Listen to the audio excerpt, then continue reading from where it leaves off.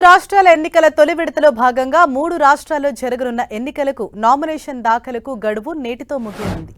కేరళ, అస్సాం రాష్ట్రాలతో పాటు కేంద్రపాలిత ప్రాంతం పుదుచ్చేరిలో నామినేషన్ల స్వీకరణకు ఇవాళే చివరి రోజు. గడువు ముగియనుండటంతో ఇవాళ అభ్యర్థులు భారీగా నామినేషన్లు దాఖలు చేసే అవకాశం ఉంది. దీంతో ఎన్నికల కార్యాలయాల దగ్గర అధికారులు ప్రత్యేక ఏర్పాట్లు చేశారు. భద్రతా చర్యలు కట్టుదిట్టం చేశారు. నామినేషన్ ప్రక్రియను సజావుగా నిర్వహించేందుకు అదనపు సిబ్బందిని ఎన్నికల అధికారులు నియమించారు. మరింత సమాచారం మా ప్రతినిధి గోపి మనకు అందిస్తారు. గోపి,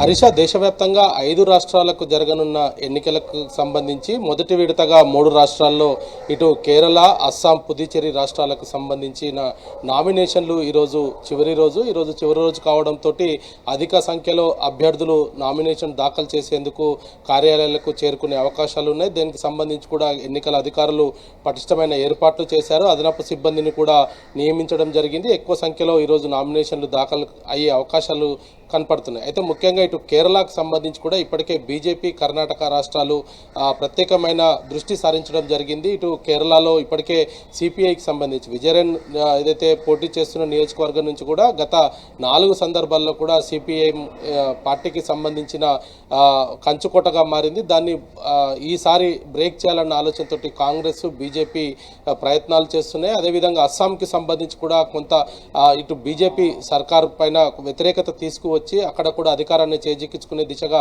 కాంగ్రెస్ కొంత పావులు కలుపుతున్న పరిస్థితి ఉంది. పుదుచ్చేరిలో కూడా అలాంటి సిచ్యువేషన్ ప్రస్తుతం నెలకొంది. అయితే అస్సాంలో బీజేపీకి మరోసారి విక్టరీ ఖాయం అనేది కూడా కొంత పాజిటివ్ వర్గాలు అయితే చెప్తున్న నేపథ్యం ఉంది. అయితే ఈరోజు మరి అభ్యర్థులు నామినేషన్లు సాయంత్రం 5 గంటల లోపు దాఖలు చేసేందుకు రాబోతున్నారు. దానికి సంబంధించిన ఏర్పాట్లు కూడా పూర్తి అవ్వడం జరిగింది.